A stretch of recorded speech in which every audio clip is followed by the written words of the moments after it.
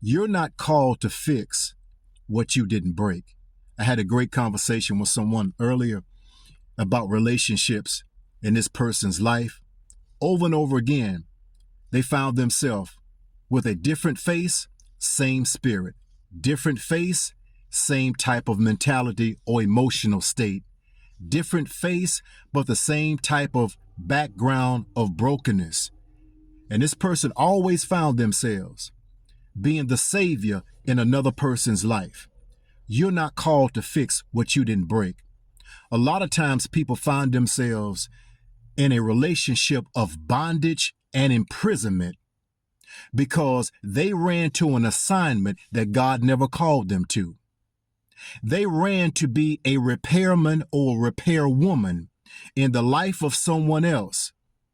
And they're trying to fix some brokenness and some damage that someone else caused in their relationship. And now they're spending time, energy, tears, and resources trying to fix something that they didn't break.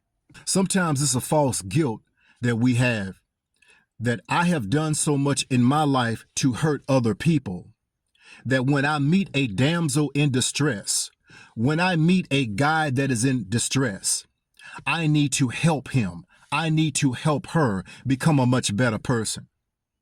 But you're not called to be a savior. There's only one savior, and that is Christ Yeshua.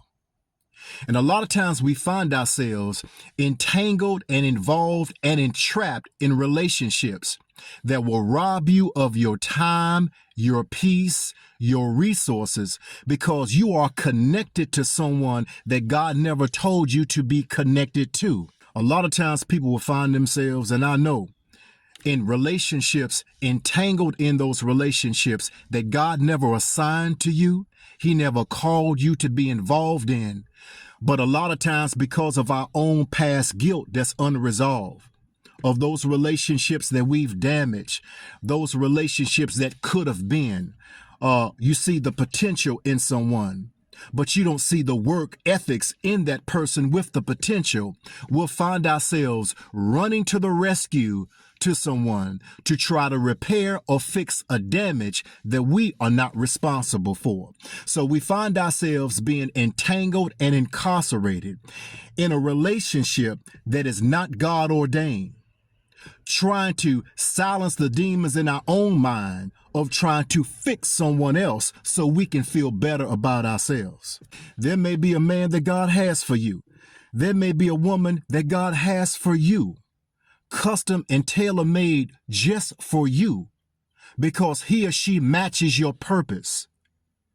But you're unavailable to meet that person because you're entangled and tied up in a relationship with a person who is damaged, and you're trying to make major repairs and fix what you didn't break.